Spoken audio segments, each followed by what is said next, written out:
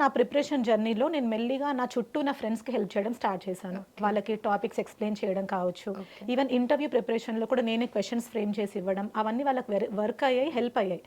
I use to have a call conversations. ఇప్పుడు ఇంటర్వ్యూకి ఎవరైనా ఫ్రెండ్స్ వెళ్తున్నారు అంటే నేను ఒక ఇంటర్వ్యూ ప్యానల్ మెంబర్ ఉంటే ఎలాంటి క్వశ్చన్స్ అడుగుతాను, అలా నేను చేసేదాన్ని, వాళ్ళకి హెల్ప్ అయ్యాయండి. నాకు అప్పుడు అనిపించింది నేను ఎందుకని ఇందులోకి రాకూడదు. అంటే నేను ప్రిపరేషన్లో ఉన్నప్పుడు చేసిన టిప్స్ ట్రిక్స్ అవన్నీ స్టూడెంట్స్కి హెల్ప్ అవుతున్నప్పుడు నేను ఎందుకని వాళ్ళకి చెప్పకూడదు బయటకు వచ్చి అనిపించి ఐ స్టార్టెడ్ టీచింగ్. అది కూడా ఒక ఇంట్రెస్టింగ్ ఆస్పెక్ట్ అండి. నేను నా ఒరిజినాలిటీని బయట పెట్టి టీచ్ చేయలేదు. That was Covid time. అప్పుడు ఎక్కువ ఆన్లైన్ క్లాసెస్ ఉండేవన్నమాట. సో నా పేరుని హైడ్ చేసుకొని నేను డాక్టర్ చైత్ర అనే ఒక సూడో నేమ్, ఒక వేరే నేమ్ పెట్టుకొని ఆన్లైన్ క్లాసెస్ తీసుకున్నానండి.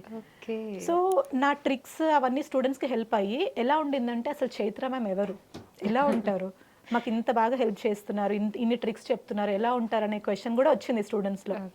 తర్వాత కొన్ని రోజులు నేను వేరే ఇన్స్టిట్యూట్లో టీచ్ చేశాను. అప్పుడు కూడా చైత్ర లాగా హైడ్ చేసుకొని టీచ్ చేశాను.